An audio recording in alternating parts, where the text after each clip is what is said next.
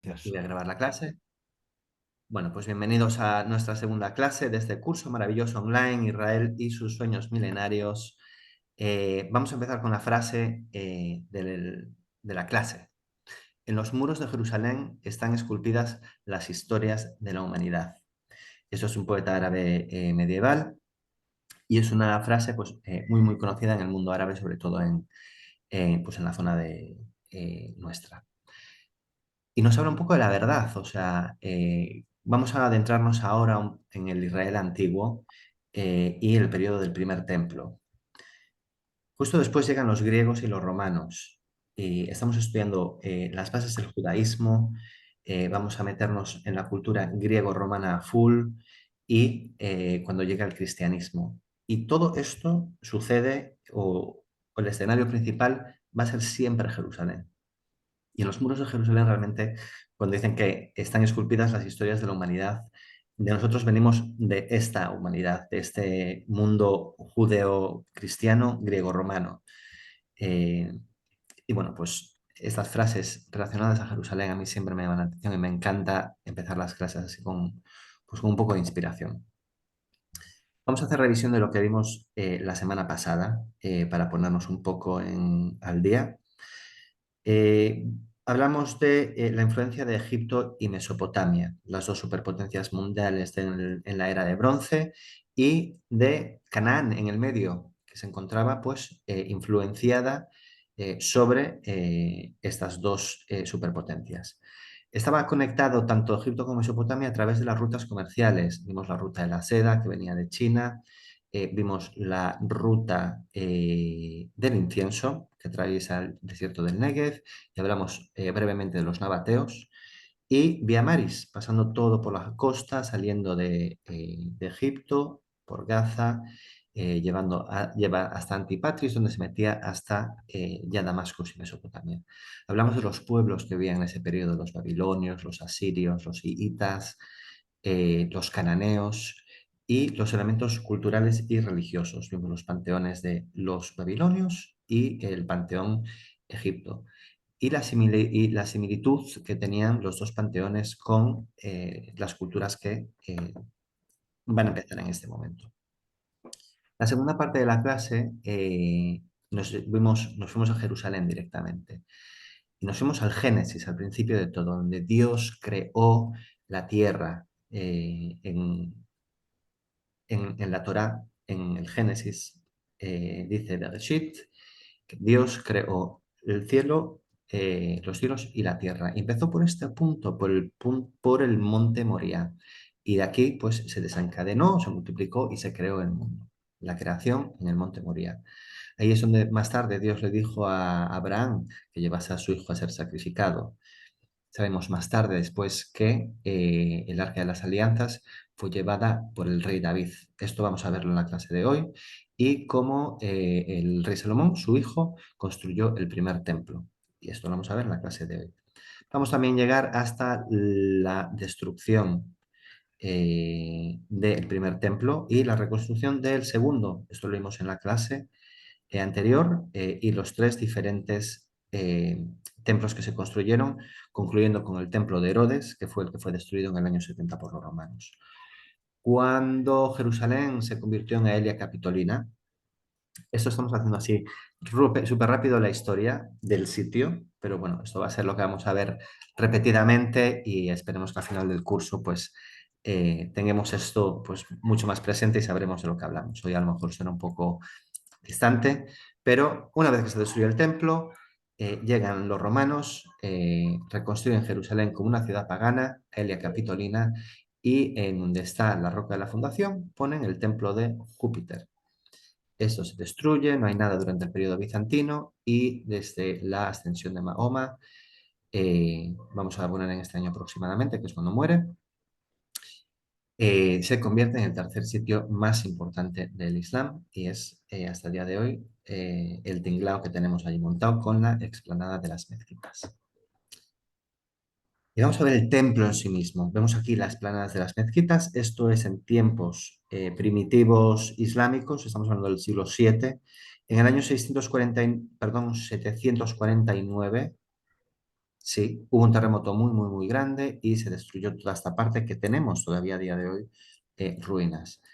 Eh, pero vamos al principio, el primer templo, el templo de Salomón, vamos aquí arriba. Se destruye el primer templo, a la vuelta de Babilonia, se construye el segundo templo, 2.1, así bastante simplicito.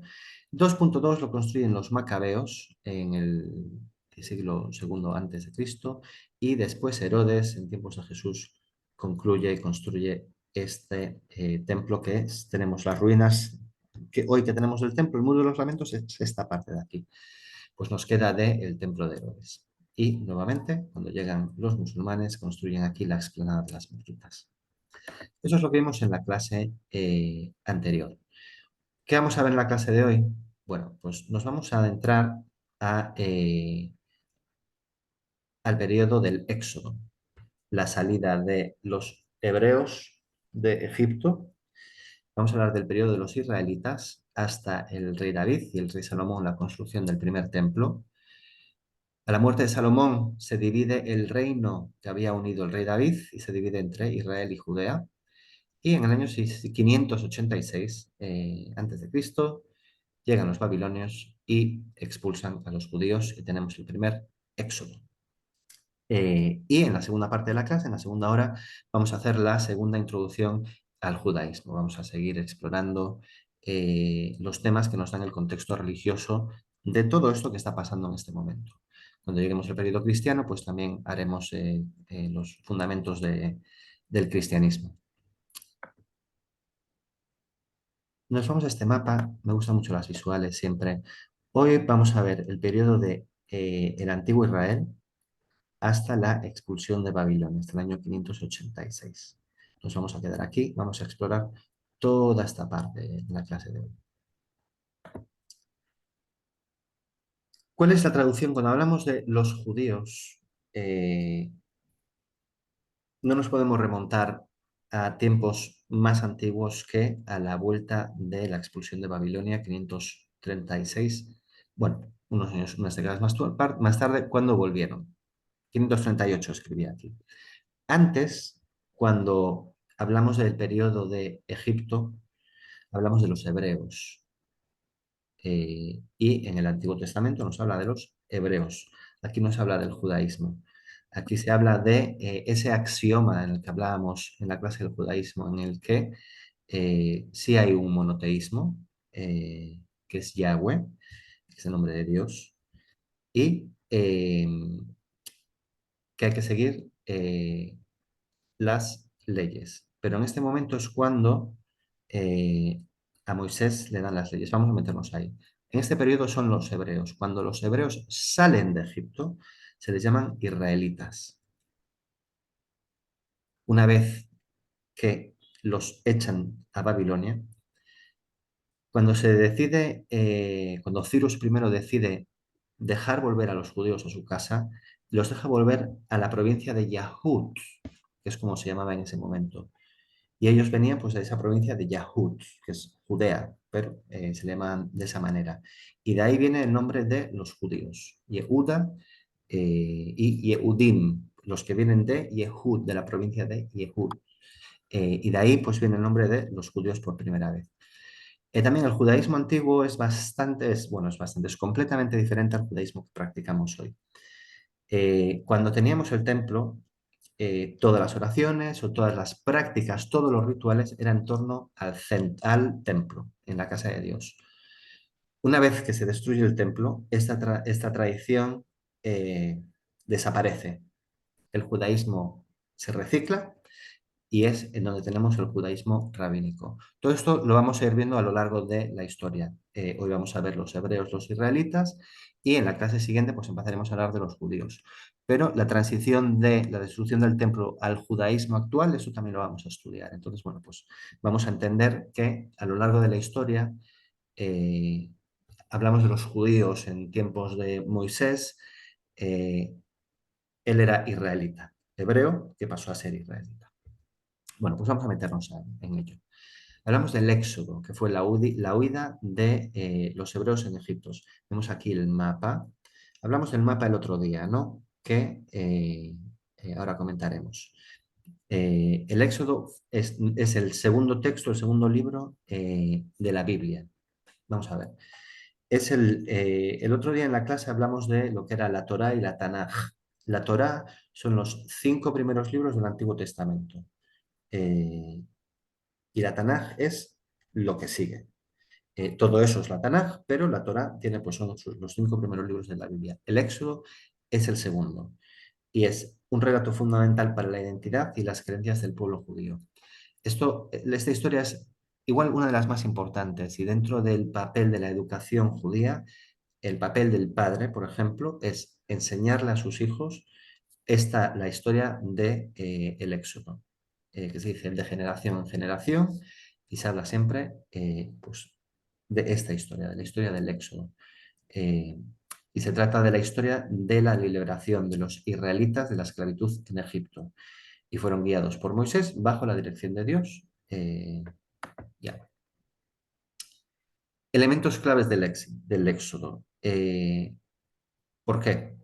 Bueno, pues la opresión en Egipto. Los israelitas, que eran descendientes de Abraham, Isaac y Jacobo, fueron sometidos a una dura esclavitud. Moisés, sabemos que nació como un niño hebreo y fue criado por la hija del faraón.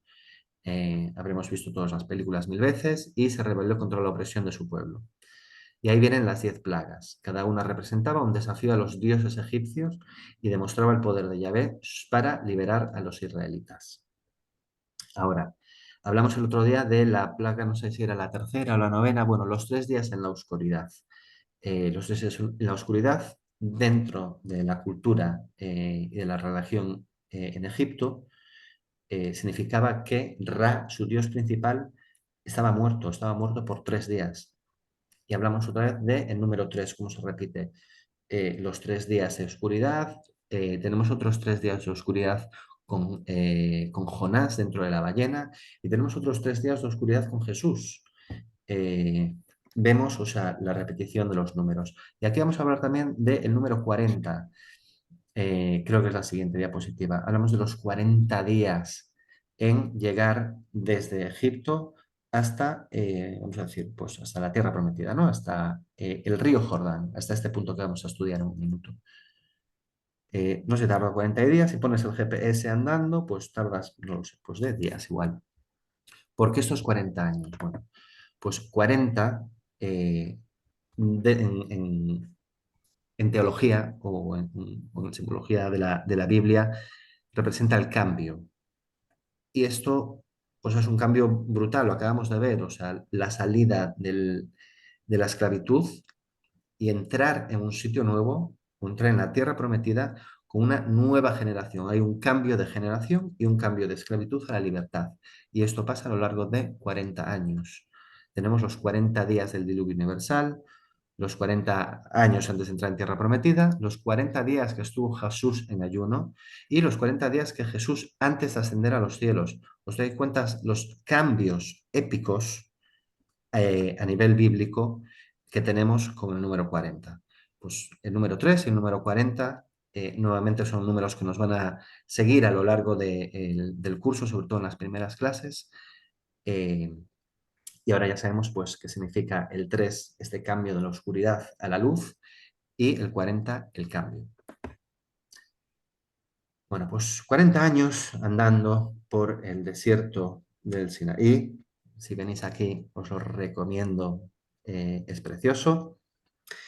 Y llegaron hasta aquí arriba. Aarón, el hermano de Moisés, se murió de camino. Moisés se murió aquí, justo en el arrebo, justo antes de llegar. Él era de esta generación de esclavos, a pesar de él no ser un esclavo él sí mismo, pero ni él ni otras 2 personas pudieron entrar en la tierra prometida.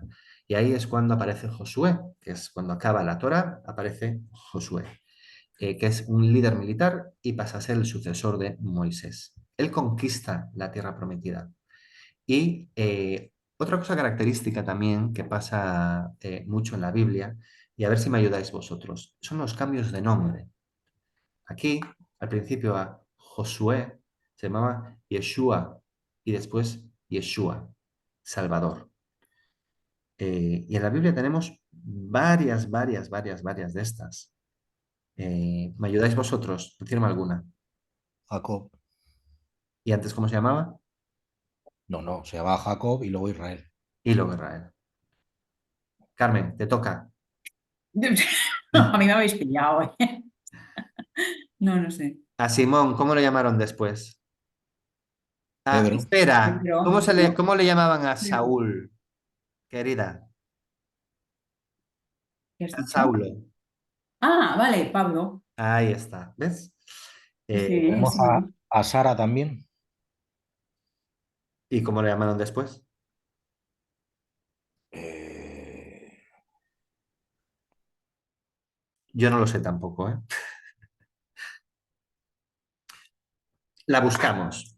Eh, pero empezamos, bueno, pues muchos cambios de nombre a lo largo de la Biblia.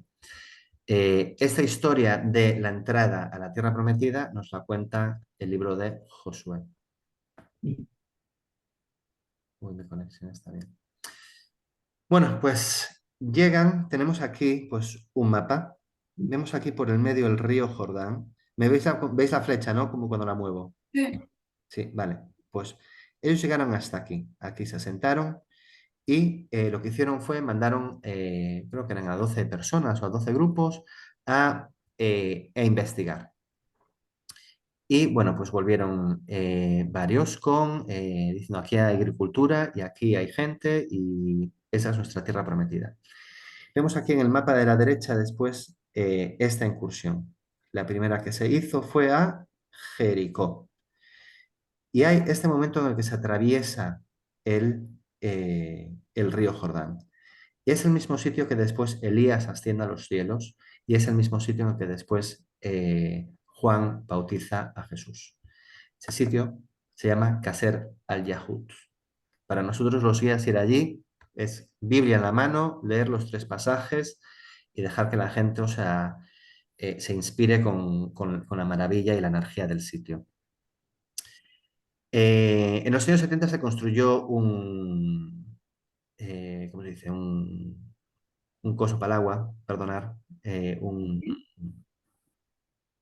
embalse, Un embalse.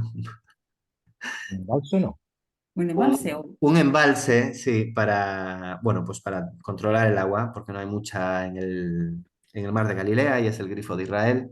Entonces, bueno, pues hicieron un embalse. Entonces, aquí ahora hay menos agua y el agua aquí, pues es un poco terrenosa en el suelo y por eso está así un poco sucio. turbia. La gente viene igual y se hacen los bautismos. Ya veis aquí todos vestidos de blanco.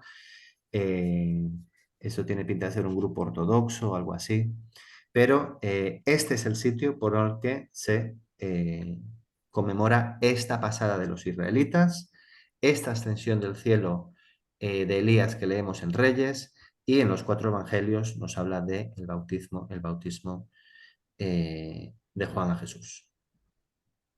Vemos el mapa también, esta cruzada y el movimiento en el que, bueno, pues, ¿qué pasa en Jericó? Bueno, pues es la primera ciudad que se conquista. Se habla de que las murallas milagrosamente se cayeran después de estar alrededor de ellas con trompetas 7 días. Eso es interesante porque hay arqueología que demuestra esta caída de las murallas. A ver, fue los israelitas en ese momento, no lo sabemos, pero sí había unas murallas que sí se cayeron. eh, por lo cual, bueno, pues nos queda ahí en Jericó este momento de sacar allí Josué 6 y leer el momento en el que se caen las murallas de Jericó y las tienes justo delante de ese periodo. Algo que es muy interesante después cuando lleguemos al periodo de los cruzados, ellos cuando llegan a Jerusalén eh, hacen lo mismo. Intentan por 7 días, ellos van descalzos y van dando vueltas alrededor de la ciudad de Jerusalén, esperando que se caigan las murallas como, bueno, pues un poco intentando conmemorar este episodio de los israelitas. Pero bueno, no se cayeron y sabemos que cometieron una masacre entrando. Bueno, pues se cayeron las murallas, se conquista Jericó y de ahí vemos el mapa cómo se sale hacia adelante, un grupo que va hacia el norte con una de las batallas súper, súper potentísimas de Hazor, que es una coalición de reyes cananeos que, bueno, pues que no pudieron con Josué. De hecho, en el libro de Josué nos dice que hubo un incendio, que aquello se quemó. Bueno, pues hay restos de una capa quemada de ese periodo. Realmente la visita a Azor, que es un patrimonio de la UNESCO, puedes ir allí realmente y no te requiere mucha imaginación vivir el episodio de la Biblia delante tuya. Después tenemos esta otra batalla en Ai, eh, que está, bueno, pues a las afueras de Jerusalén, que fue otra batalla muy importante.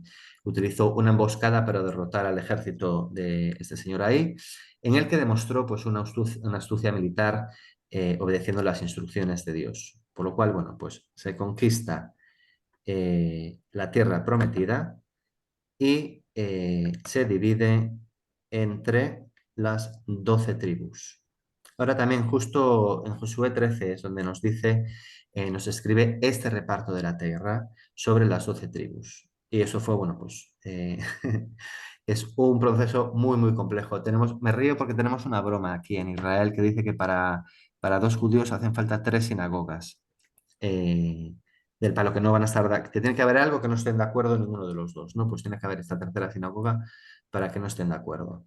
Pues no, te puedes imaginar la que se habría montado para organizarse el territorio en 12 tribus. Entonces tenemos ahora a los israelitas en sus tribus en este terreno que en su momento era Canaán. Vemos aquí en la ilustración de la izquierda todo este terreno ahora que está tomado por los israelitas. Ahora, ¿quién más vivía en la zona en ese periodo? Bueno, pues tenemos a los filisteos, no palestinos, filisteos. Ellos venían de Macedonia, Creta, de las islas de Grecia, voy a decir así a la larga, y ellos tenían asentamientos pues a lo largo de zonas costeras. Ellos eran gente de el mar, gente de mares. Y de hecho hay un museo en Beersheba, que es el museo de la gente de los mares, con todo la arqueología que dejaron detrás. Los filisteos era un pueblo muy sofisticado. Cuando llegaron los israelitas, ellos venían del desierto, no tenían artesanía o de aquella, por ejemplo, la tecnología, como hoy es los iPhones, eran las vasijas, eran las cerámicas. Esta era la tecnología de aquel momento. Entonces, lo que sabemos es que los filisteos era un pueblo bastante avanzado culturalmente a ese nivel.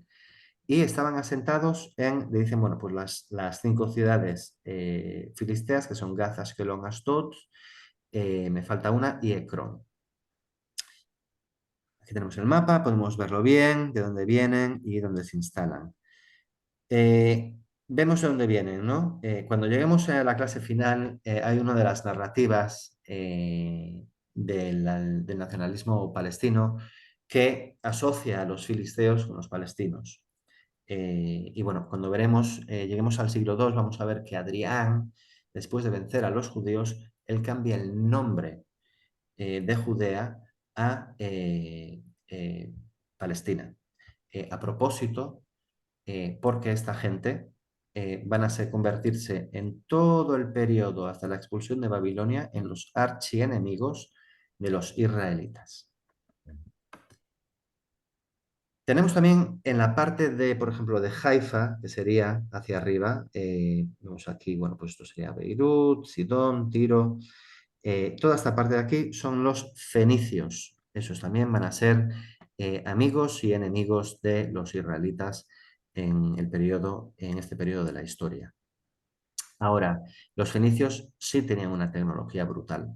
Ellos sabían de navegación, desarrollaron el alfabeto, tenían el primer concepto de empresa, el comercio. Los fenicios llegaron hasta España la política como la conocemos es fenicia y muchos aspectos de las leyes de la religión vienen también de los fenicios. El periodo de los israelitas ahora está caracterizado también por lo que se llama por el periodo de los jueces, que va a ser básicamente una vez que se muere Josué, ¿qué pasa? ¿Quién lleva el gobierno de estas 12 tribus?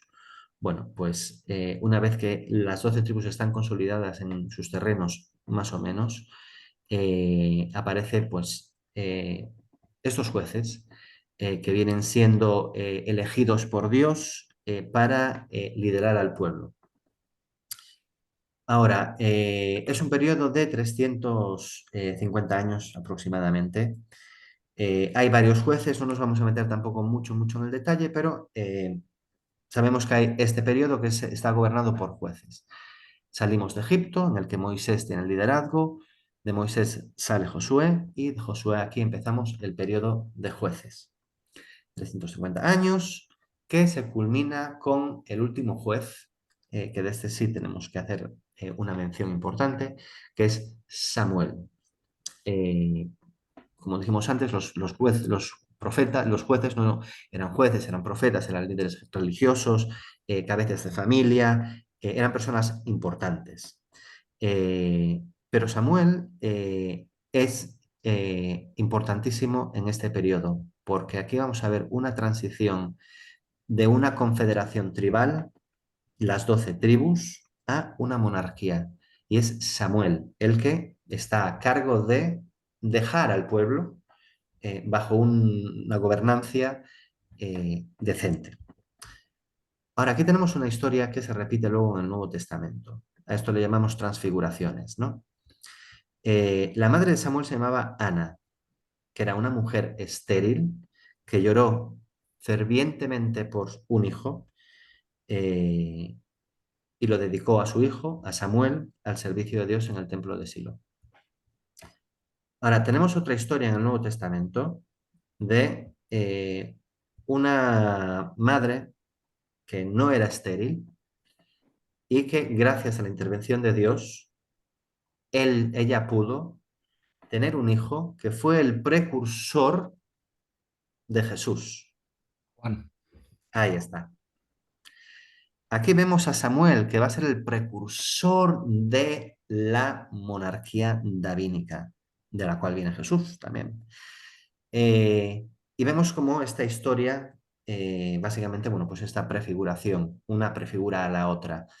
Una intervención de Dios para crear a este hijo que va a traer, pues, en un caso, la monarquía davínica, de ahí vendrá el Mesías también.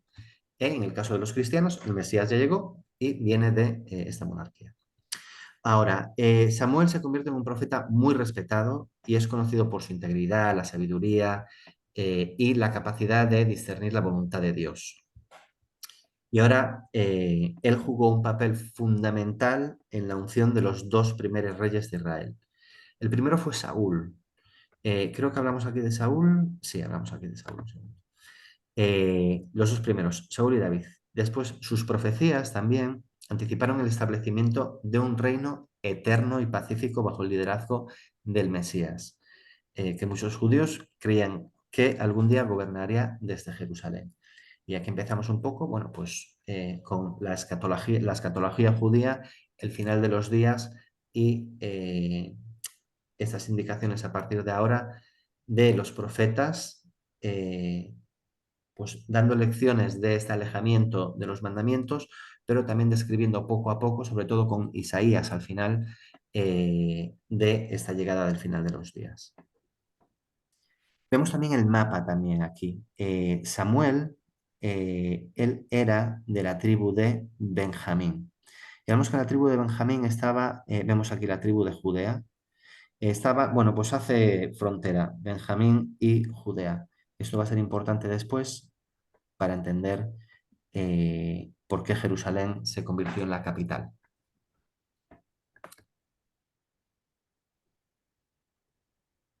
Samuel hace la unción a Saúl, que viene de la tribu de Benjamín, y era un hombre humilde que no buscaba ser rey. Y él fue elegido por el profeta Samuel como el primer rey. ¿Por qué?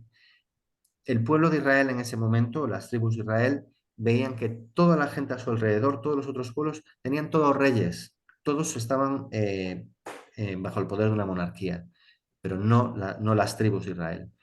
Entonces, el pueblo le pidió a Dios un rey. Y esta es muy buena porque le dio al rey que ellos pidieron, no al rey que ellos se merecían. Entonces, bueno, pues ahí llega Saúl, que él ni quería ser el rey, ni vamos a ver cómo, pues a lo largo de la historia tampoco fue el mejor de los reyes. Algo bueno que hizo fue, empezó esta introducción a la unificación de las tribus israelitas. Lo que hizo que fue, básicamente, es fortalecer su posición en la religión, pues como monarca. En su principio, él obedecía las órdenes de Dios, pero empezó a desobedecerlas directamente, a bocajarro en varias ocasiones. Y ahí Dios, pues, le provocó un rechazo. Y esta desobediencia, pues, paulatinamente acabó en esta desconexión.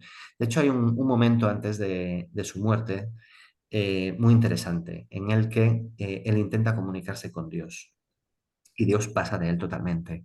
Entonces, esto está en Gilboa, esto va a pasar justo antes de que se muera.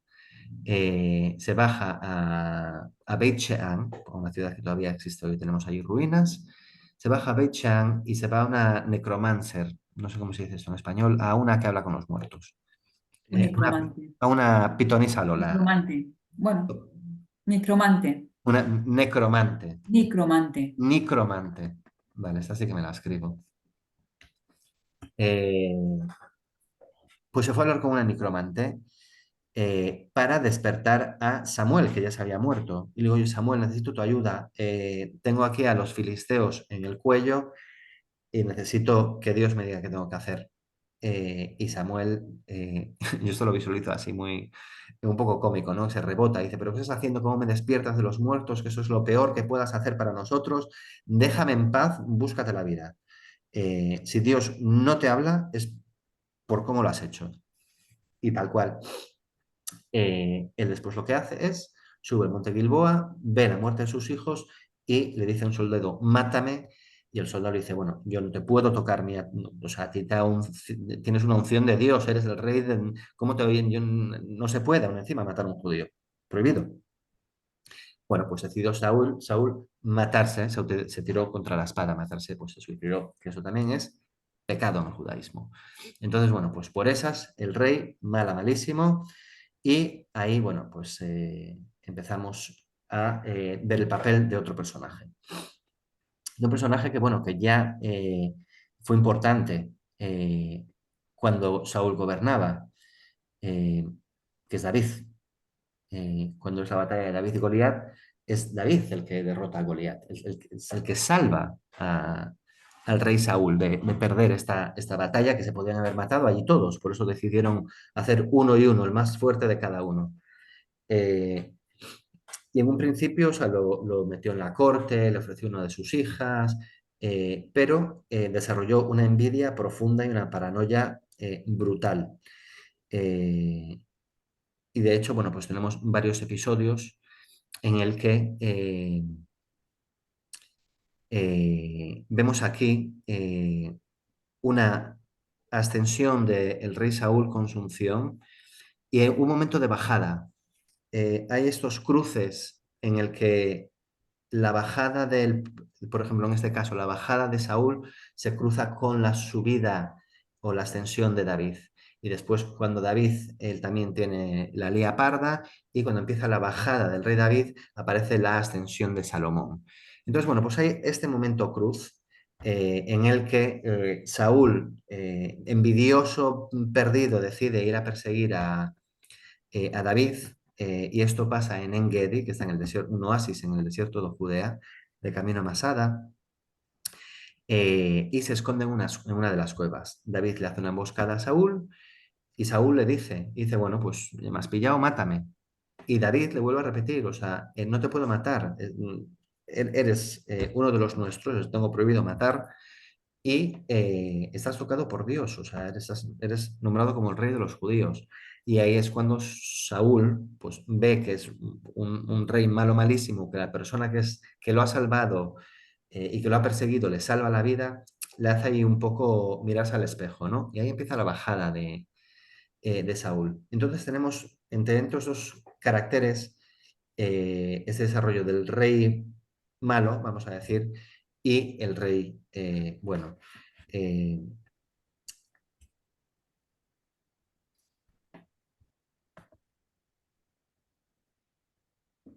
Vamos a hablar del rey David, que empezó de pastor y acabó siendo rey. Es el hijo menor de Jesé, que era un pastor de Belén. Y fue elegido por el profeta Samuel como el futuro rey de Israel, a pesar de no ser el favorito de su familia. De hecho, quiero hablar un poco de David, porque igual ahora que se habla un poco más, ¿no? De los traumas de la infancia, esto de que no lo quisieran bien a él, habla un poco se puede explicar un poco con la sensitividad que tenía David. David cuando matan a Saúl, pero matan también al hijo de Saúl, a Jonathan, que es su hijo, él escribe un salmo que llora, creo que es el 155, no me acuerdo ahora, no me hagáis caso, en el que él llora por la muerte de su hijo. Y después, por ejemplo, él comete errores y pide perdón. Su hijo lo quiere matar y él se escapa. Es muy misericordioso, es muy sensitivo. Y esto puede ser, pues bueno, pues igual de conocer el carácter de David a través de su familia, de no ser el favorito, ¿no? La primera apariencia pública la conocemos todos, que fue lo que le llevó a la fama como un joven guerrero al derrotar al gigante filisteo Goliat. Esto con la onda y la piedra, demostrando la valor y la fe en Dios. Tuvo una amistad muy, muy, muy cercana con Jonathan, con el hijo de Saúl. Jonathan, pues de joven, pues desde que pasó este acontecimiento con Goliat, fue medio parte de la corte de Saúl y tenía, bueno, pues Saúl Jonathan realmente era su mejor amigo y cultivaba una amistad muy profunda. Y como hablamos, pues en el momento en el que Jonathan se muere, él llora de la pena. Hablamos también de la persecución por parte de Saúl y también hablamos que era un compositor y un innovador. Se le atribuyen la composición de muchísimos salmos que expresan la fe, el arrepentimiento y la alabanza de Dios. Y esto un poco fomentó las artes y la innovación en Israel.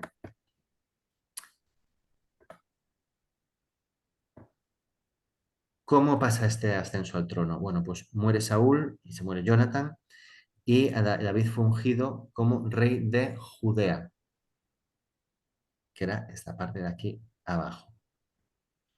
Eh, pero eh, él tiene su base en Hebrón. Esta fue la capital de Judea. Y estuvo ahí por 7 años. Él por 7 años se esperó a reunificar todas las tribus y mover la capital de Hebrón a Jerusalén. Eh, Hablamos también de las conquistas militares. Él amplió significativamente, perdón, estaba leyendo, el territorio de Israel a través de exitosas campañas militares contra los filisteos, los moabitas, los amonitas y otros enemigos. Así como su hijo Salomón después hacía, bueno, paz por matrimonio con toda esta gente, él era un poco más, el rey David era un poco más peleón en ese aspecto. Él incluso, por ejemplo, cuando llega a Jerusalén, la tiene que conquistar, se la quita a los jebuseos, que hablamos de ellos un poco en la clase eh, anterior. Y ahí es donde establece la capital permanente de Israel, unificando el reino tanto política como religiosamente, porque sabemos que en Jerusalén está en este momento el altar de Abraham, que él decide después reconstruir. Ahora hay el pacto davínico, que es la estabilización, el establecimiento del pacto especial con Dios. Lo que quiere decir que promete que su linaje va siempre a proporcionar reyes de Israel. David cometió también graves pecados. Cuando hablamos de la bajada de Saúl, que fue este momento de mirarse al espejo, de decir qué mal rey soy, qué mala persona, con David fue el adulterio. Nos cuenta en Samuel, bueno, pues como él está en el palacio, en la terraza. De hecho, mira, tenemos la foto donde contamos esto. ¿Dónde está? No lo tengo aquí. Espera. No la tengo aquí la foto, disculpa. Eh, hay un sitio en Jerusalén donde contamos esta historia. Que David, desde su palacio, ve a esta chica que se está bañando y dice, traérmela. Nos dice la Torá justo después que nada más salir, ella ya está embarazada. Pero esa señora estaba casada. No solo la deja embarazada, sino que también después manda a su marido, a Urriá, un hitita, a una guerra a que lo maten. Y ahí es donde Dios le dice, oye, ¿tú qué? Así nos hacen las cosas. Y Dios castigó a David y Betsabé perdió a este hijo. Pero Dios es misericordioso y le dio otra oportunidad a David. Y tuvo un hijo con éxito, con Betsabé, que se llamaba Salomón, que va a ser este descendiente de la dinastía davínica. Lo que es interesante también aquí decir es, por ejemplo, que por este adulterio, a pesar de Dios decirle a David que él construyese su casa en Jerusalén, que Jerusalén es su presencia, su casa, su sitio, por este adulterio no pudo hacerlo. Pero su hijo Salomón fue el que pues acabó construyendo el templo. Ahora David, bueno, pues es reconocido como un rey justo, un rey piadoso, y a pesar de los errores, pues ha sido siempre un modelo de liderazgo para todos los reyes de Israel. Ahora, él consideraba Jerusalén una ciudad santa. Eso ya lo hemos visto en la clase anterior, porque es santa y es elegida por Dios para su hogar. Significa también Jerusalén un símbolo de unidad. La conquista del desarrollo de Jerusalén por parte de David significa la unificación del reino, bajo un solo rey y una sola fe. Y ahí, pues, lo que es la preparación para el futuro. Las acciones de David en Jerusalén van a sentar la base no solo para el reinado de Salomón y la construcción del templo, pero la consideración, la consolidación del papel central de la ciudad en la historia y en la religión, tanto judía como cristiana como musulmana. Jerusalén se va a convertir en el centro espiritual y cultural para todo el mundo judío y esto en este periodo es cuando se empiezan a hacer los peregrinajes a Jerusalén. En este momento igual porque están todos los judíos aquí los judíos, los israelitas aquí reunidos, pero después de como vamos a ver en breve, de la primera expulsión en el 721, a partir de ahí, pues empezaban a hacer más populares los peregrinajes de judíos en la diáspora. Y como sabéis, pues es el símbolo de la nación judía. A lo largo de la historia, Jerusalén ha sido un símbolo poderoso de la identidad y unidad de la religión y de la cultura judía. Vemos aquí esa transición, este mapa de Canaán, los fenicios aquí arriba, los filisteos, aquí en la zona ¿veis? En la zona de Gaza, hoy sería Ashkelon, Ashdod, y bueno, no llegaba hasta Jaffa, pero cerquita, cerquita. Y después vemos esta transición del reino de Israel. David uniendo las 12 tribus y este trozo también de aquí.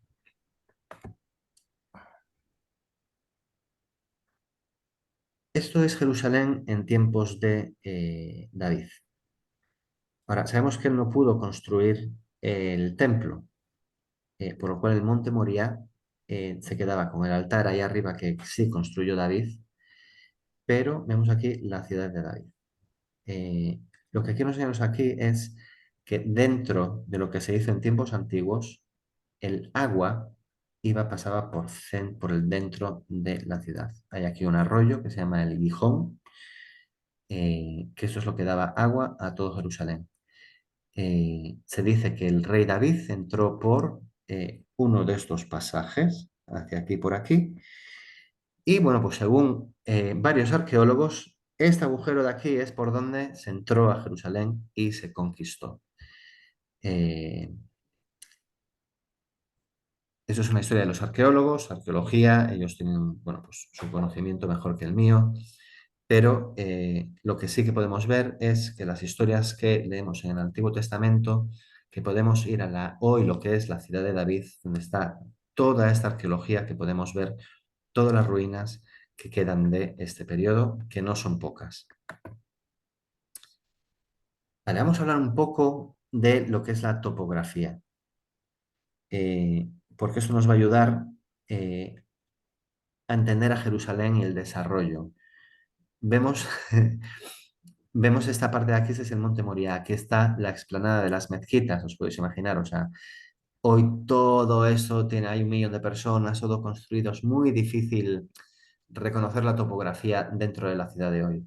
Pero vamos a hacerlo pues a lo largo de la historia, viendo cómo está todo pelado, no había nada aquí todavía. Vemos el Monte Moriah con donde está hoy la explanada de las mezquitas, el altar. La colina de abajo la vamos a dar la ciudad de David, que es la primera construcción. Aquí estaban los jebuseos, aquí es donde entró David y conquistó. Dijo que que no pudieron echar a todos los cananeos o los jebuseos. Entonces aquí vivían los israelitas, los jebuseos y los cananeos. Monte Moriah, la ciudad de David. Y la vamos a llamar así a lo largo de los próximos 2000 años. Ahora, la foto esta, vamos a decir, la ilustración está tomada desde el Monte de los Olivos. Estamos desde aquí arriba y vemos el valle de Cedrón, el de Cedrón o del Kidrón. Vamos a llamar el valle del Kidrón. Monte Moriah, la ciudad de David. Vemos este valle que pasa por aquí abajo. Lo vamos a llamar el Valle Central, que es el Valle tipo Reón, pero el nombre se las trae, le vamos a llamar el Valle Central. De hecho, cuando entras en Jerusalén hoy, por aquí estaría la puerta de Damasco y este es el segundo cardo. Y por aquí estaría el primer cardo y aquí estaría la puerta de Jaffa, más o menos. Bueno, pues el monte de Sión, perdonad. El monte de Sión, que es un sitio también, cuando lleguemos al cristianismo, muy, muy, muy importante. Pero vemos que Jerusalén es como una montaña, valle, montaña, valle, montaña. Monte Sión, ciudad de David con el monte Moriah y el monte de los Olivos. Y en el medio el valle de Kidrón, también Valle de los Reyes, pero vamos a quedarnos con un nombre porque con todos los nombres que vamos a ver va a ser un lío, entonces vamos a intentar hacerlo esto así fácil. Valle Kidrón y el Valle Central. Esta es la topografía. Y bueno, y vamos a ir viendo cómo a lo largo de los siglos y 2000 años, bueno, en este momento 3000 años, todo esto se va a convertir en el Jerusalén que conocemos hoy. Entonces vamos a disfrutar este Jerusalén así poco poblado, con poca gente. Perdona, se me salió de la presentación.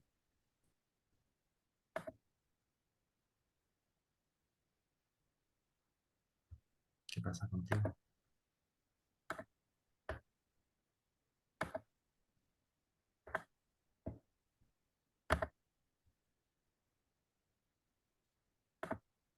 Muy bien.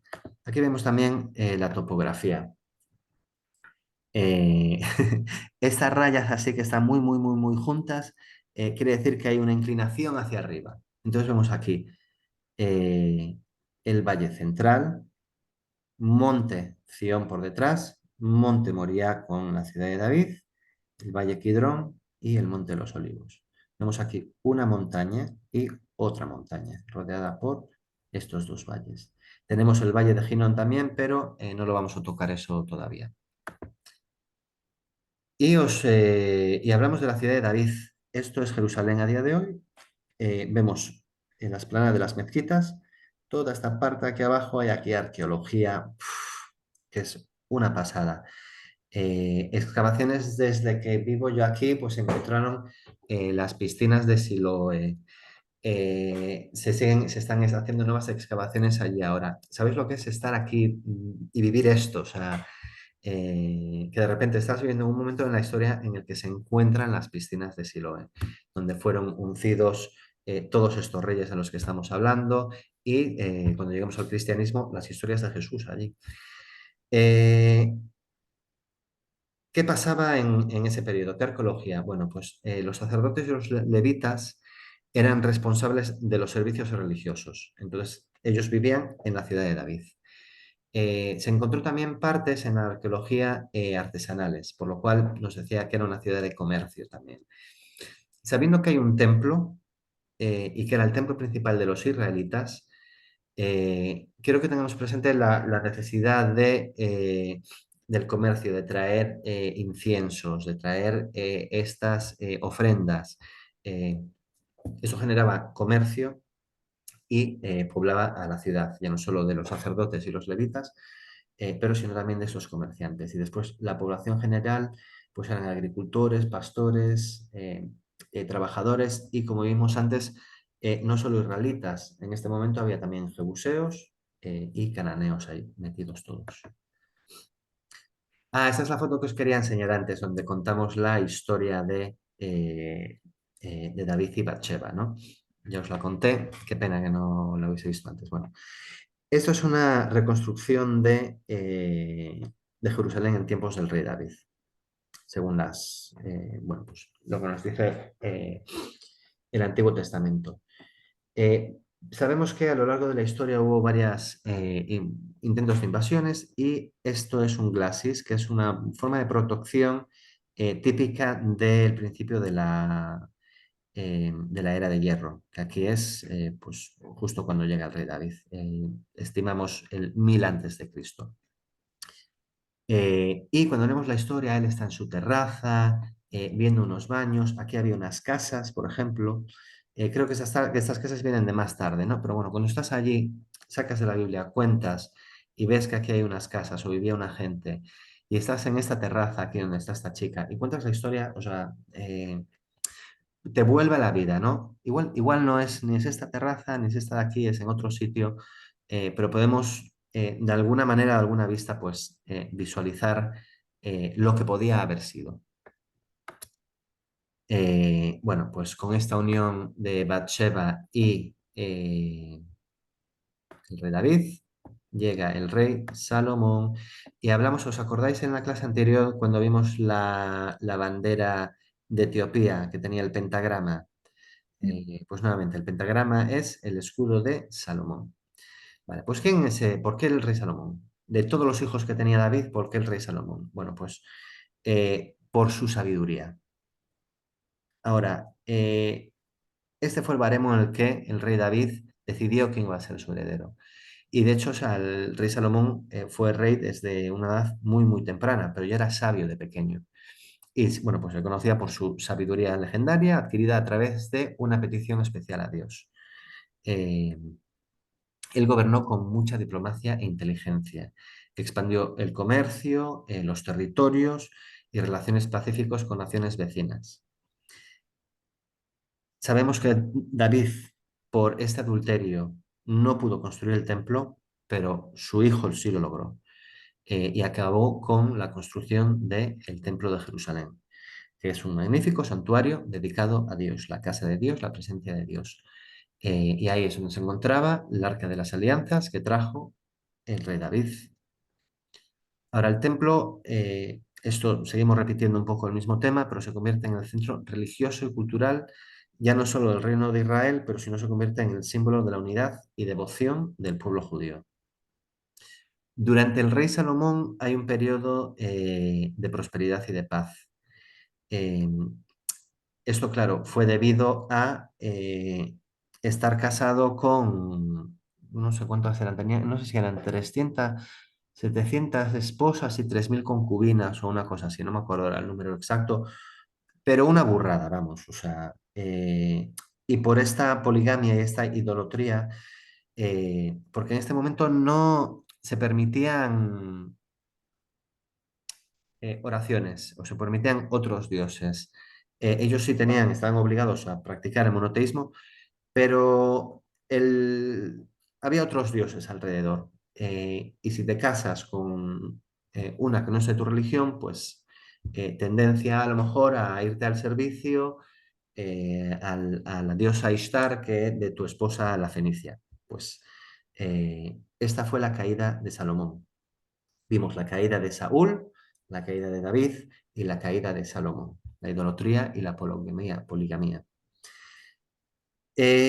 ¿Cuál fue el castigo de Salomón? Bueno, pues que su descendencia no iba a mantener el reino de Israel y justo después de su muerte se dividió el reino en dos partes. Ahora, vamos a ver Jerusalén en tiempos de el rey David. Vemos aquí, vimos en la ilustración de antes cómo el monte Moriah no había nada porque David tenía prohibido construir el templo. Fue su hijo Salomón. Vemos aquí ahora el monte Moriah construido con el templo aquí arriba.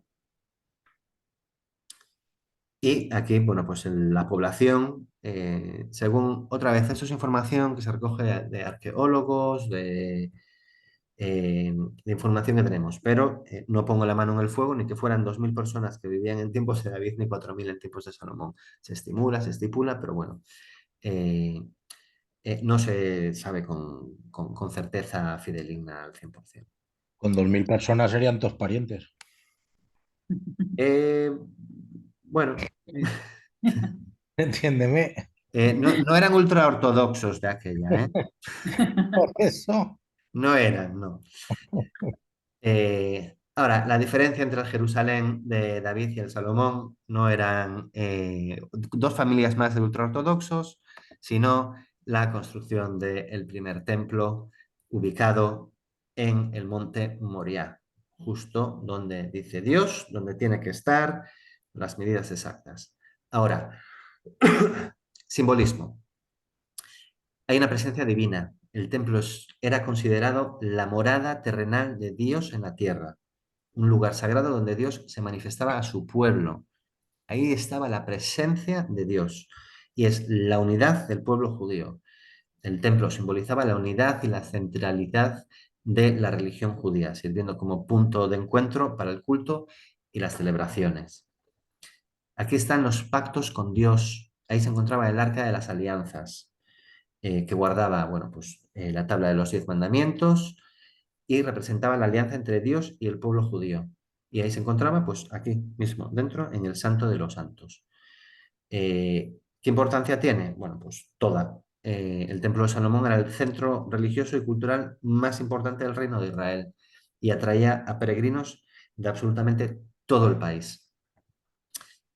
Y el símbolo de poder, la grandiosa construcción y riqueza material que reflejaba la prosperidad del reino de Salomón. O sea, cuando, por ejemplo, estamos en Jaffa, que es el barrio del sur de Tel Aviv, bueno, el barrio del sur es, en tiempos antiguos ya no había Tel Aviv, era Jaffa, y el rey Salomón trajo cedros y cipreses desde el Líbano por el mar hasta el puerto de Jaffa y para traerlos para la reconstrucción, para la construcción del templo. Imaginaros, de aquella era, pues, como traerte el mármol finísimo de China, no sé, por decir por daros un ejemplo, ¿no? Vamos a ver el templo por dentro. Vemos aquí las dos, perdón, vemos aquí el altar. El altar ya lo había construido David. Vemos aquí donde se hacen las libaciones, las limpiezas, que hay aguas en algunos inciensos. Imaginaros la peste que echaba esto, toda la carne quemada y la piel quemada y la sangre y no sé cuánto. Bueno, sangre no mucha, porque los animales al ser kosher se tienen que desangrar antes. Pero de ahí se venía el incienso, la importancia del incienso en ese periodo. Bueno, os estoy intentando poner entrar en el sitio y lo que se huele, ¿no? Y nada más la entrada tenemos estas dos columnas gigantescas. Una se llama Joaquín y la otra Boaz. Nos dicen, no me acuerdo ahora exactamente dónde es, igual Néstor me ayudas, donde está descrito exactamente las medidas del templo, tanto el primero como el segundo, exactas las medidas, porque está escrito, y el sitio también exacto, porque está escrito en el Antiguo Testamento. Y después entras y tenemos aquí todo decorado con oro maravilloso, precioso. Estos son, detrás tenemos lo que son las maderas que decíamos que trajeron del Líbano y con una laminita de oro. Y después vemos las escaleras aquí con el Arca de las Alianzas resguardada por los dos querubines. Eh, de hecho, tengo aquí, vamos a ver este vídeo.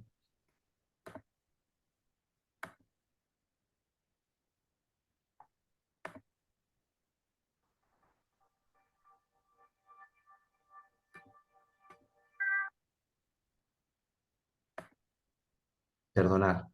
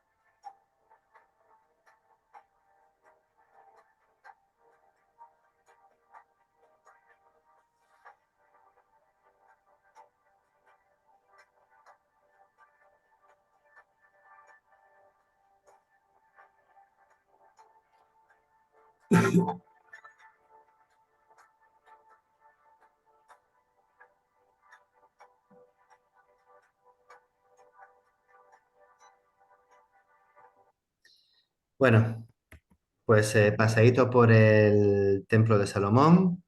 ¿Me permites una pregunta? Sí, por favor. Estoy un poco confundido porque veo imágenes Sí. de medio animal, medio persona. Entonces, pensaba que en el judaísmo eso estaba prohibido.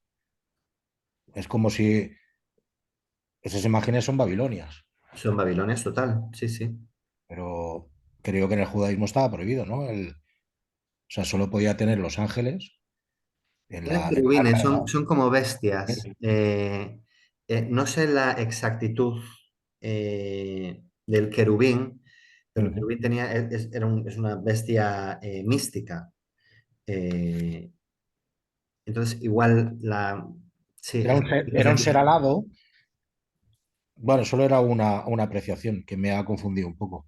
Ya miraré el texto. sí, mira, otra buena de estas para seguirte es cuando hay elecciones aquí, ¿qué pasa con la foto de las caras de los políticos? ¿Eso no es idolatría?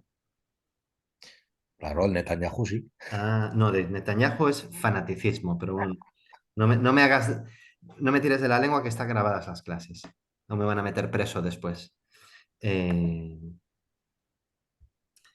vale, pues vamos a seguir entonces. ¿Dónde estábamos? ¿Tenéis alguna pregunta hasta aquí? Antes Está de bien. seguir. Sobre el templo, igual, o queréis alguna explicación más. Mira, el templo, porque lo he tenido que mirar, que no me acordaba, está en Reyes. Vale, en Primero, Reyes, perfecto, gracias, sí. y Crónicas también habla Vale, yo creía que estaba en Crónicas, Hola, Aro. pero Hola, Aro. hola. Nada. Sí, yo pensaba que estaba en Crónicas, pero cuando no estoy seguro prefiero no decir nada, ¿sabes? Para no ir de listo después. Eh, bueno, pues introducción al templo, vimos el vídeo este, eh, que bueno, pues nos llevó a dar un paseo por dentro, que esto, la mayoría de la gente incluso no podía ver dentro, donde está el Arca de las Alianzas, esa habitación, solo entra el sacerdote supremo una vez al año, que es el día del Yom Kippur, el día del perdón, el arrepentimiento. Bueno, pues como hablamos, Salomón, idolatría y adulterio, no adulterio, ¿cómo era? idolatría, Sí, no idolatría, ¿y cómo era por casarse con muchas? poligamia. Poligamia, ahí está, gracias. Pues su descendencia se rompe, rompe el Estado o el Estado, el reino de Israel. Y leemos así, y cuando todo Israel vio que el rey no los escuchaba, el rey respondió, el pueblo respondió al rey diciendo, ¿qué parte tenemos nosotros con David? Ni tenemos herencia en él, hijo de Jese. A tus tiendas, oh Israel. Ahora ocúpate de tu propia casa, David. Entonces Israel se retiró de sus tiendas y hubo guerra continua entre Roboam y Jeroboam. Ahora, estos dos, una vez que se muere Salomón, se dividen el famoso reino de Israel y tenemos el reino de Israel, el reino de Israel y el reino de Judá o de Judea. Eh, Jeroboam se queda con la parte del norte y Robán se queda con la parte de Judá. Y aquí empieza, bueno, pues una descendencia muy grande. La mayoría Hay dos dinastías principales en el Reino del Norte, que es la casa de Omri y la casa de Jehú. En el Reino del Norte también es conocido como el Reino de Israel, entonces se le llama o del Norte o de Israel. Y era una de las dos entidades políticas que surgen a través de la división del Reino Unido que unió David. Y para entender la victoria, pues conviene compararlo con el otro reino surgido de la división, que es el reino del sur, que lo vamos a ver aquí ahora. Ahora, en el reino del norte seguimos. Lo que pasa aquí es ellos empiezan a cambiar la narrativa. Ya Jerusalén ya no es su capital, entonces ellos mueven su capital a Samaria. Es interesante porque vemos este distanciamiento de los israelitas, vamos a llamarles, en la que cambian tradiciones. Y cuando hablemos después de los samaritanos, acordaros de estos chicos que empiezan a cambiar los del Reino del Norte, Reino de Israel, después de la ruptura del Reino Unido. Cómo esas tradiciones se van a convertir en la tradición de los samaritanos, que ellos mantienen estas reglas, desasociándose del reino de Judea. ¿Quedó esto claro o me acabo de liar yo solo? Yo me confunde porque el tema de Samaria, ¿de qué ciudades estamos hablando como de cierta importancia? Lo digo porque en tiempos de Jesús, Jesús también distinguía entre los judíos y los samaritanos. Sí, Entonces, hay distinción. En este momento todavía no la hay. La va a haber en la clase siguiente la tenemos ya la distinción. pero entonces el reino de Israel no peregrinaba o los habitantes del reino de Israel no peregrinaban a Jerusalén. No, Vale. ellos hacían ahora, tenían su capital en Samaria y allí hacían pues, los nuevos ritos, los rituales. En Nablus lo hacen, por ejemplo. En Nablus, vale. Sí. Entonces tenemos ahí la lista de los reyes, no nos vamos a meter tampoco no quiero meteros ya demasiados nombres, pero Ahab, aquí este es aquí la historia de Elías nos la cuentan bajo el reinado de Ahab, ¿no? Ahab también un rey malo, malo, malísimo, que se casa con una bruja fenicia, que hacen, bueno, básicamente ahí Dios castiga al pueblo de Israel con 7 años de sequía, y después este rey Ahab sigue cuestionando a Elías, que es este profeta, y le dice arrepentiros, arrepentiros, y él le da la profecía de lo que va a pasar y tal cual pasa. Bueno, lo que hablamos es de Oseas, que es el último rey de Israel en el año 721. ¿Qué pasa en el 721? Bueno, pues llegan los asirios, no babilones, asirios, y se llevan por delante el reino de Israel, lo conquistan.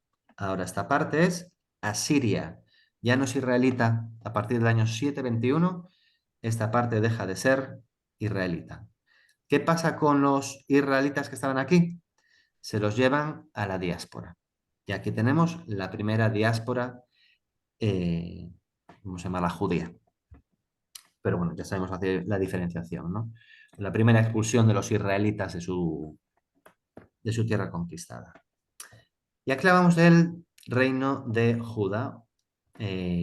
Todos los reyes de Judá pertenecen a la misma dinastía, a la dinastía de David. Entonces vimos a estos dos, perdonad, a Roboam, que era el hijo de Salomón, y a Jeroboam, que era la mano derecha de Salomón. Entonces, bueno, pues entre ellos se repartieron el territorio. Judea era mucho, mucho más pequeña, económicamente pues más limitada. Pero nos trajo grandes reyes que nos cuentan pues muchísimo las historias más fundamentales de este periodo bíblico. Hablamos de Josafat, que fue el primer rey en tener lazos con el reino del norte y comerciaban desde Elat, o sea, ellos llegaban hasta el Mar Rojo. Tenemos a Usías. Bueno, pues gobernó durante 50 años, de un periodo muy, muy próspero. Era un poco, no voy a decir fanático, ¿no? Pero hizo unos cambios, una reforma muy, muy, muy grande en ese momento que, bueno, pues empezó a un poco a cuajar lo que eran los principios del judaísmo o la práctica de la religión como la vamos ya entendiendo a día de hoy, ¿no? Eh, tenemos a Usías, a Ezequías, seguramente todos estos nombres os suenan. Josías también otro gran reformador y centralizó el culto de Jerusalén en el templo. Hablamos que durante este periodo, realmente hasta que se vuelve del Babilonia, o de hecho incluso puede decir que la expulsión de Babilonia, había politeísmo realmente, o sea, pues incluso lo vemos con el rey Ahab, ¿no? Él se casó pues con una reina fenicia. Ella dejaba la práctica de sus dioses. Por lo cual, bueno, pues había este politeísmo en el aire, vamos a decirlo así. Y Josías, pues tenemos, por ejemplo, en muchos sitios en el sur, en Beersheba sobre todo, y en Tel Arad, destrucción de templos paganos durante justo este momento. Y nos dice el Antiguo Testamento, bueno, pues que Josías fue un reformista de armas tomar. Y quiso decir que quitó todos los templos que no fuesen de pues, adorar a Dios y lo centralizó en Jerusalén. Ya estaba centralizado, pero bueno, pues el enfoque, no nos olvidemos, vamos a seguir con Jerusalén siendo el templo de la presencia de Dios como el sitio principal. Y después Ezequías, que fue el último rey de Judea, que tuvo la brillante idea de rebelarse contra Babilonia, y ahí fue donde vemos la destrucción del templo de Salomón por Nabucodonosor, se dice. Nabucodonosor. Nabucodonosor, no me sale el nombre, Nabucodonosor. Nabucodonosor. Nabucodonosor, Nabucodonosor, lo decimos en hebreo, bueno. Eh, Claro, cuando me conviene te lo digo en hebreo, cuando me cuesta leerlo en español, No pasa nada. paso. Bueno, pues tenemos aquí esta lista de los reyes. Sabemos que el reino del norte, el reino de Israel, lo destruyen los asirios en el 721 a.C. y en el 586 vienen los babilonios y tenemos la destrucción de Jerusalén. De esto sería un poco el resumen. Os pasaré las diapositivas después al final de la clase para los que las tengáis. Pero esto es básicamente un poco la revisión de lo que acabamos de hablar. Eh, la caída de Israel, los asirios. Aquí vemos, por ejemplo, cómo durante el periodo de Ezequías eh, llegamos a Babilón. Vamos a hablar ahora un poco de Jerusalén, vamos a meternos dentro de Jerusalén. Sabemos que en el año 701 eh, vienen los asirios otra vez, pero en este momento se construyen unas murallas en Jerusalén, que se llama, bueno, se va a llamar después la primera muralla. Vemos aquí la ilustración y vemos aquí cómo hubiese sido en el Jerusalén de hoy, ¿no? Lo que es interesante es que hay esta parte de aquí que estoy señalando, hay restos de esta muralla. Nos dice, por ejemplo, ¿dónde está? Tengo aquí. Aquí está. Eh, Hay una parte en Reyes también que nos habla de en el 701, cuando se acercan los asirios, que Sedequías construye unas murallas y le llaman las murallas, creo que son las murallas grandes o las murallas anchas. Creo que dice hasta de cuántos son, que son 8 metros de largo.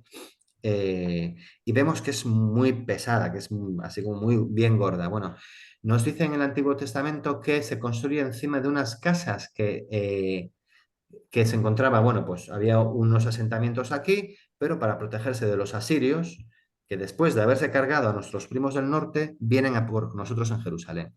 Bueno, pues en este pasaje en el Antiguo Testamento nos dice que el muro se construye encima de unas casas. Bueno, pues aquí no lo vemos bien, pero aquí pues hay los restos de unas casas.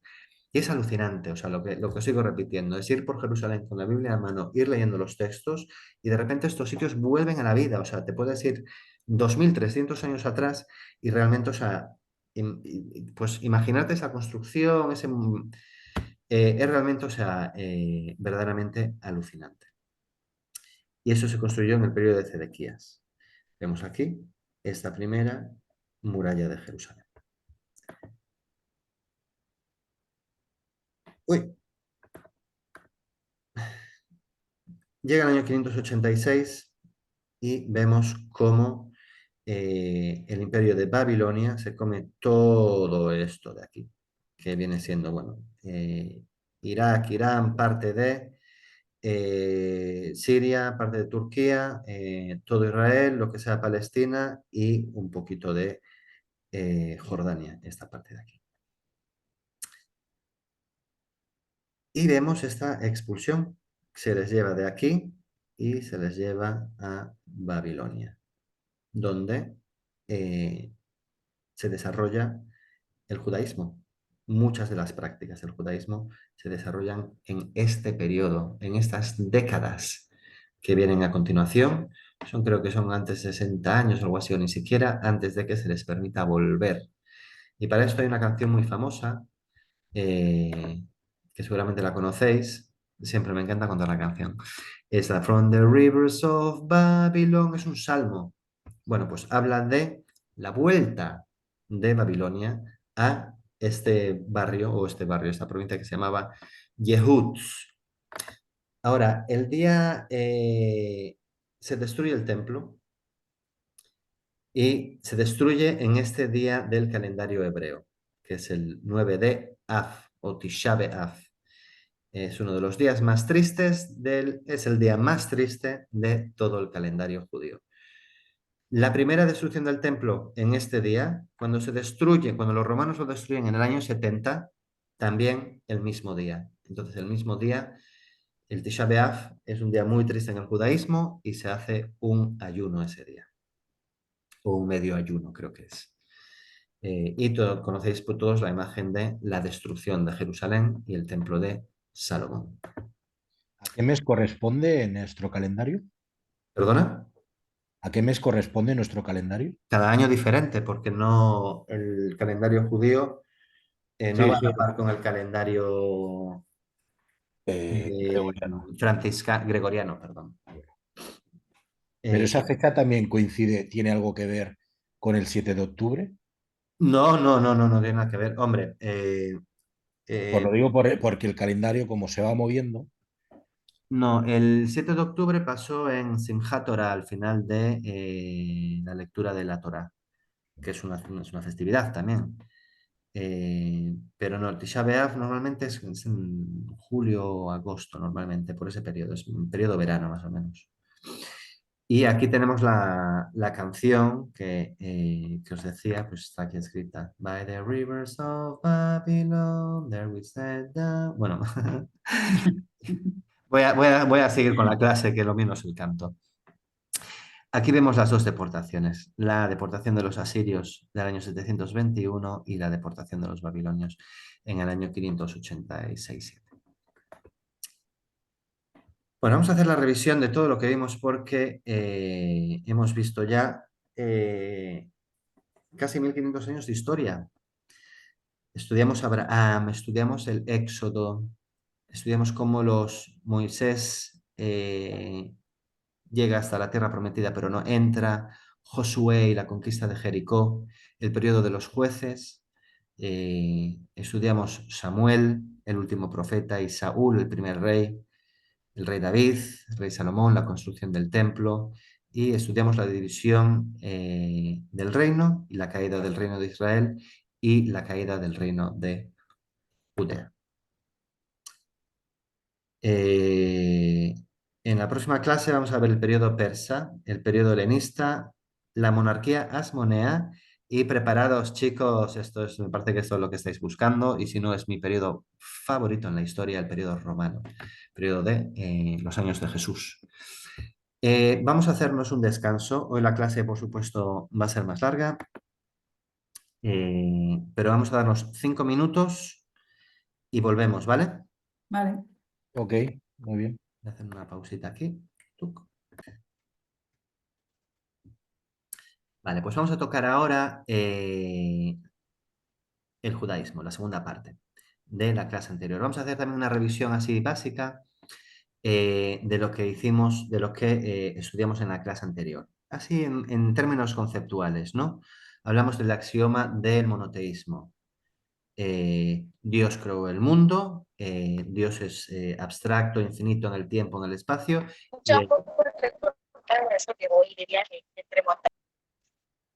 perdona, dime, no te estoy, perdona, Ada, ¿estás, no estás? se fue. Se fue. Bueno, cubrimos el axioma del monoteísmo, la creación de la humanidad, el papel del hombre, hablamos de Adán y Eva, la manzana, el conocimiento.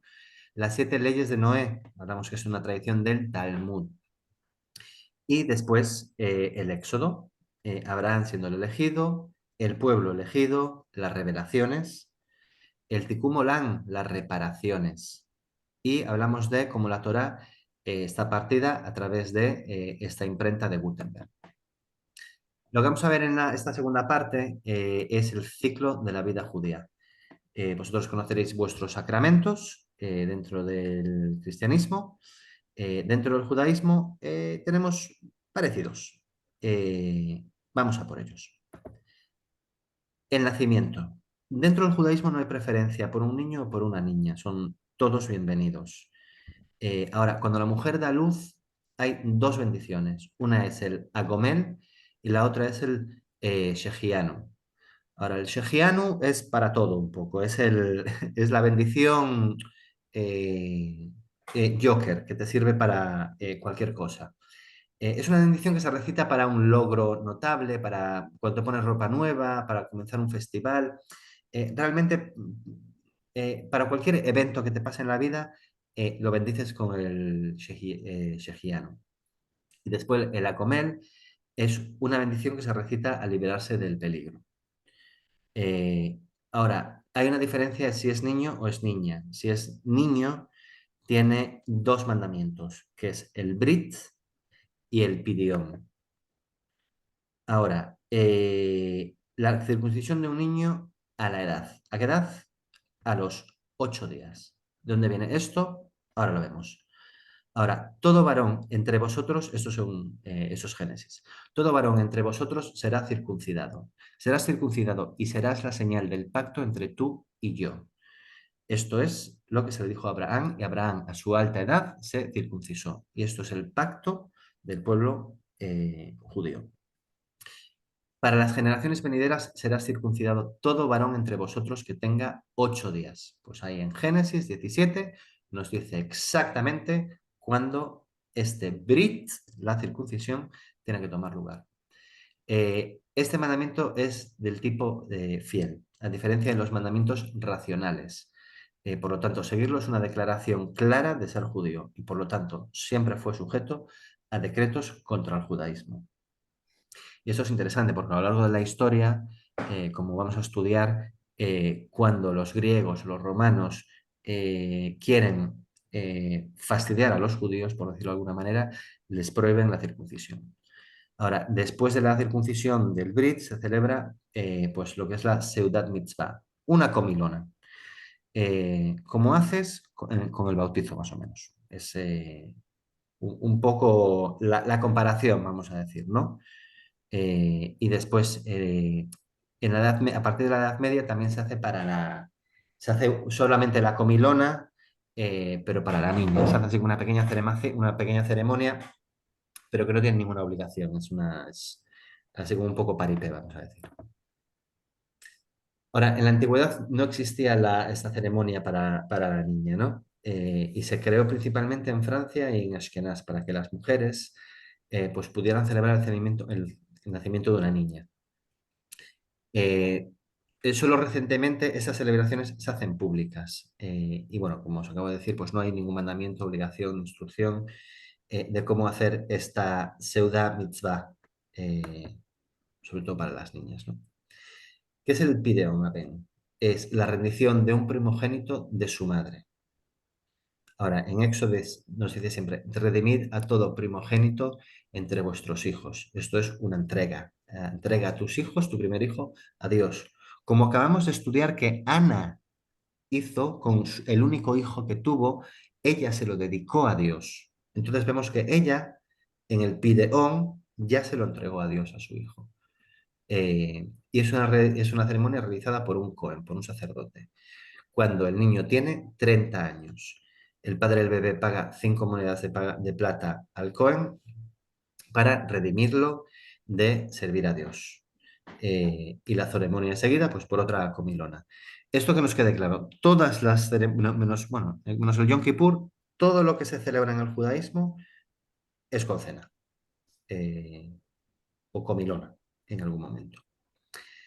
Eh, Luego, si no es el primogénito, el pideón no es necesario. De hecho, o sea, no, nunca se requiso, solo es el primer hijo. Ahora, si eres de la tribu de los Cohen o de los Levi, a tu madre o su madre es hija de Cohen, el pideón no es necesario, porque tanto los Cohen como los Levita, que son los sacerdotes y los escribas o los que llevan los rituales del templo, ellos ya están dedicados, tienen su vida dedicada al templo, entonces para ellos no es necesario. El bar mitzvah. Esto, Perdona, sí, disculpa un sí, momento. dime. Tú pones que es redimirlo del servicio a Dios, ¿no es redimirlo de la esclavitud?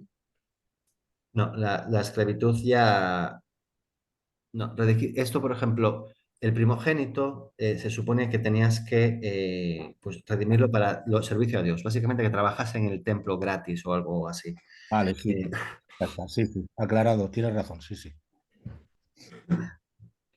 Vale, pues el Mar Mitzvah. Este ritual no tiene ninguna mitzvah. No hay ningún sitio donde te diga que tienes que hacer un bar mitzvah. Ahora, la ley es así.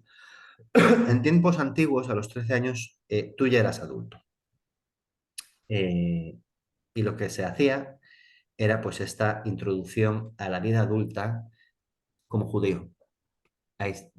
Has tenido 13 años para formarte en la Torá, en conocer tus 613 obligaciones.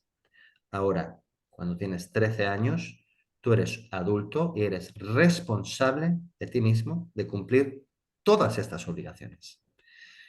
Ahora, se incorporan al mundo adulto y en tiempos antiguos pues no había ningún ritual y ahora pues se hace este ritual que se llama Bar, que es para los niños, y Bat para las niñas, pues Bar Mitzvah o Bat Mitzvah si es tu hija. Dado a que esto es una etapa importante en la vida, sobre todo para los niños, es como una primera comunión, algo así, ¿vale? Eh, sí, sería algo, voy a hacer, esto a lo mejor es una burrada, pero bueno, una especie de equivalente, porque también en la primera comunión es la primera vez que tú comulgas, que tomas el pan de Cristo. Aquí tú es la primera vez que lees la Torá. Entonces, bueno, para los judíos, para nosotros lo más importante es la Torá, en el cristianismo es Jesús. Pues nosotros tomamos el altar para leer la Torá y en el cristianismo, pues para recibir a Jesús en forma de pan. Quedó bien la comparación, ¿vale? Quedo contento. Eh, ahora, esta tradición viene sobre todo en los últimos de 50 a 70 años, con el aumento al secularismo. La gente cada vez es más laica y, bueno, pues la gente no vive tanto la religión o siguiendo los mandamientos, pero sí la tradición. Y a lo mejor este niño solo va a la sinagoga pues para aprender la Torá y después pues no vuelve en mucho tiempo, pero tiene su bar mitzvah, tiene su declaración al judaísmo como persona que es responsable para seguir los mandamientos. Entonces, bueno, pues es una celebración que tiene una cuestión social más que religiosa. Eh, Otro de los sacramentos es el matrimonio, que según el judaísmo el matrimonio es el establecimiento de la unidad familiar y es básicamente la necesidad de supervivencia. Interesante, aquí en Israel la gente secular tiene una media de 3 hijos. Creo que en España es 0,9 o algo así, o no llega a 1. Y después, bueno, esto si eres secular, si eres religioso, pues de 5 a 7 o dependiendo, o hasta 10, ¿no? La gente, bueno, 10 es una exageración, pero bueno, 5 y 6 niños es una buena media de una familia religiosa. Y es la piedra angular de los valores del judaísmo. La familia es responsable de la educación y la transferencia de los valores judíos de generación en generación. Esto volvimos a escucharlo nuevamente, ¿no? El papel del papá en la Pascua de leer la historia del Éxodo. La mitzvah del matrimonio es una ley de la Torá para los que quieran casarse, pero no existe ninguna mitzvah, ninguna obligación a casarse. El contrato del matrimonio se llama ktubá o ketubá, puedes decirlo en español. Y ahora preparaos, que es un documento firmado únicamente por el marido y lo vincula a él y solo a él hacia su esposa. Lo que es interesante es que después, si te quieres divorciar, solo él puede dar el divorcio. Ella puede pedir lo que quiera, pero hasta que él no firme, no hay ruptura del matrimonio. Este ktubá, este documento, además detalla las obligaciones del marido hacia su esposa. Y eso es un documento que garantiza los derechos de la esposa en caso de divorcio. Eh, entonces, bueno, aquí es muy famoso de últimamente, en tiempos recientes, la mayoría, bueno, muchas de las parejas deciden hacer una separación de bienes para evitar problemas después. Haces esto de manera legal porque después el matrimonio es religioso. Solo te puedes divorciar a través de la religión. Entonces, si el marido decide no darte el divorcio, te puede amargar el resto de la existencia.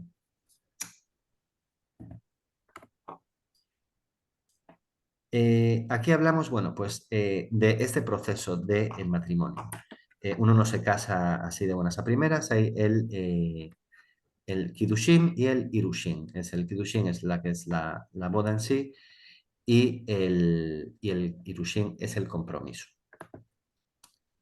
Ay, mira, vamos a ver aquí. Mira, no vamos a verlo porque se nos hace tarde. Os mando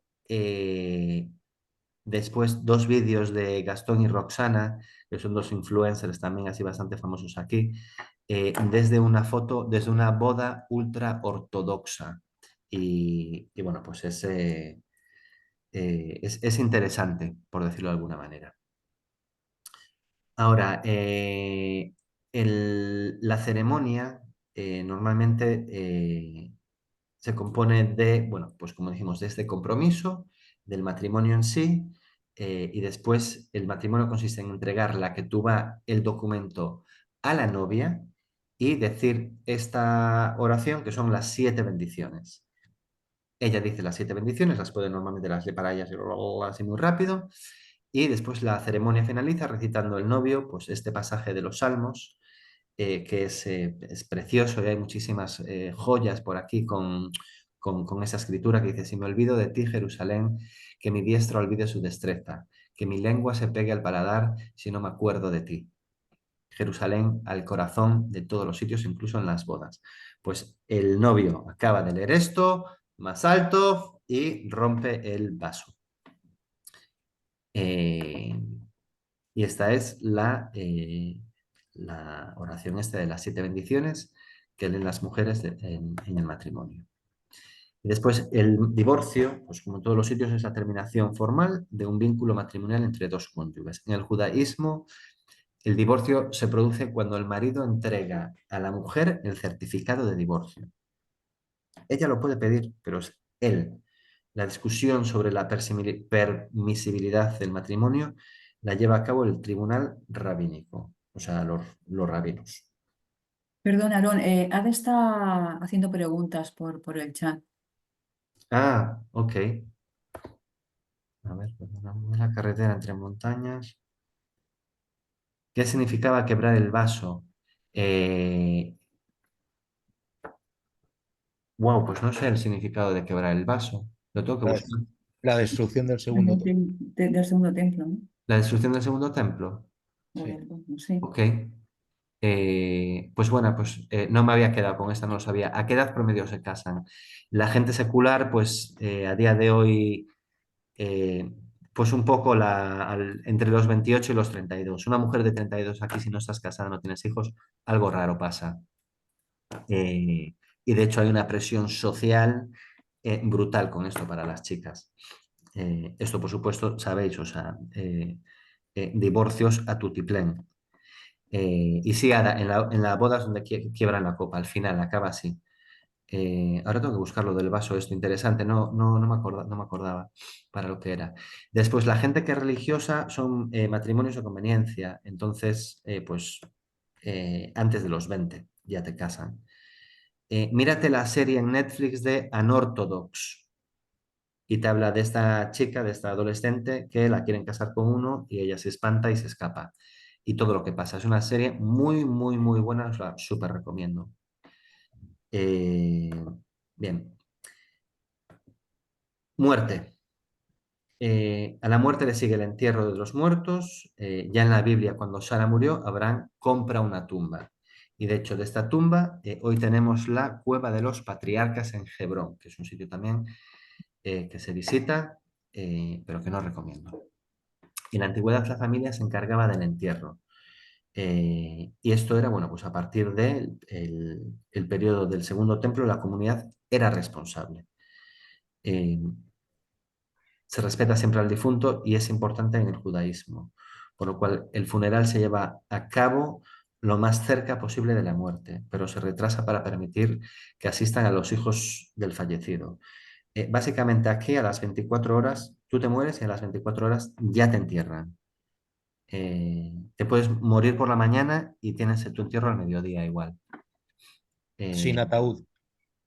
Sin ataúd, exactamente. El ataúd viene luego.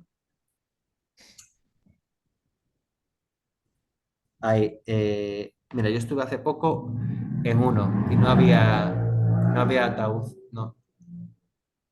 Porque el cuerpo tiene que tocar la tierra. La tierra, sí, no, no, lo pusieron en la sábana, la quitaron allí y la tumbaron a la señora y el ataúd viene más tarde, sí. Que de hecho, por ejemplo, se muere y es de lo que hablamos ahora del Shloshim, ¿no? Eh, bueno, espera al Shloshim. Una vez que se muere alguien, lo que tienes es la Shiva. ¿Qué es esto? Esto es un acto de compasión de lo más bonito que existe en el judaísmo. Eh, y es algo que normalmente viene natural, pero dentro del judaísmo es una obligación hacer la Shiva. Y todo el que haya pasado por la muerte de alguien cercano, o sea, sabe la necesidad de hacer esto. No se deja a las personas solas en situaciones extremas de la vida y de la muerte.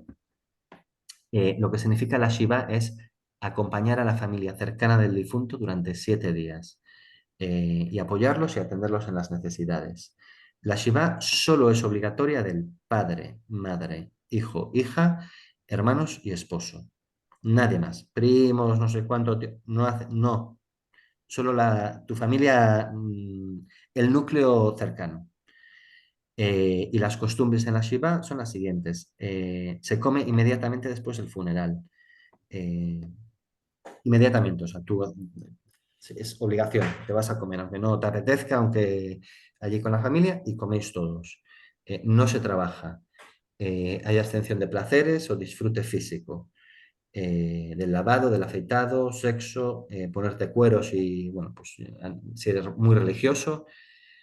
Lo que se hace en la ceremonia es como, bueno, pues a veces si la familia quiere hablar para hacer el recordatorio se habla, si no el rabino da la bendición, dice 4 cosas y le corta a los hijos pues un trozo de la camiseta. Normalmente del cuello se corta.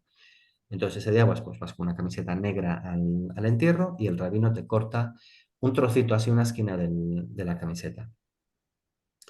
Y tienes que realizar, bueno, pues oraciones públicas y estar pues leyendo la Torah en casa durante la Shiva, ¿no?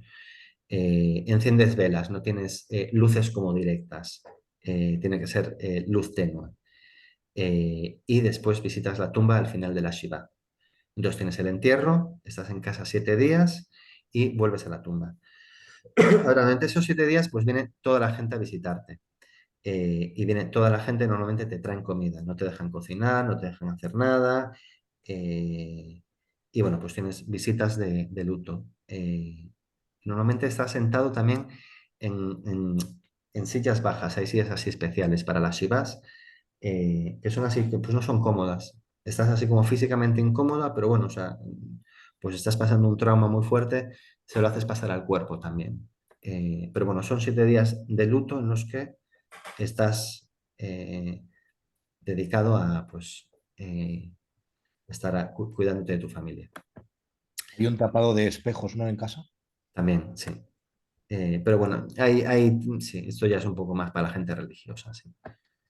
Eh, pero bueno, con que tengas un primo que sea ortodoxo, si viene a tu casa, le tienes que poner los espejos, ¿no? Aquí hablamos del Shloshim, que es una costumbre de luto que se continúa para los próximos 30 días, pero de forma reducida y limitada. La familia de la mañana saldrá a trabajar, pero no te puedes afeitar ni cortarte el pelo durante los 30 días. No puedes ponerte tampoco ropa nueva, ni salir de fiesta o ir a cenar o pasártelo bien. En 30 días de chill ahí en tu luto. Y al final de los 30 días vuelves a la tumba y vuelves a decir el Kaddish, que es la costumbre de tener la lápida lista para el final de los Shloshim. Ahí te contestamos la pregunta, Néstor. Al año vuelves otra vez. Pero esto ya es, bueno, son los padres, pero normalmente lo hace toda la familia. La costumbre del duelo son similares a costumbres, el duelo del Shloshim. Y vuelves a hacer el Kaddish durante 11 meses. ¿Qué es el Kaddish? Pues es una oración especial que se dice diariamente en cada oración, cada tefilá cuando vas a la sinagoga. El propósito es alabar a Dios y expresar la creencia en Dios. Y el Kaddish, la verdad es que no tiene nada que ver con el entierro, es algo que se lee después del entierro, pero es que es una oración tan importante que se lee en momentos de estrés y agonía para fortalecer a la familia que está en duelo. Y es costumbre decir la oración Kaddish y Atom en el funeral, que es durante la Shiva, el Shloshim, y durante los 11 meses después de la muerte diariamente, ¿no? Es, como dijimos que el Shehianu es para bendecir cualquier cosa nueva que haces, el Kaddish es para pedir fortaleza cuando tienes un duelo. Eh, y bueno, pues tenemos ahí el Kaddish. Lo podéis leer cuando os pase las diapositivas. Y ahí está el ciclo de la vida. Vamos a dejarlo aquí porque nos vamos a meter ya en el calendario. Eh, entonces, vamos a dejarlo aquí y dejamos un poco de tiempo para preguntas, si tenéis, o alguna curiosidad que os apetezca en la clase.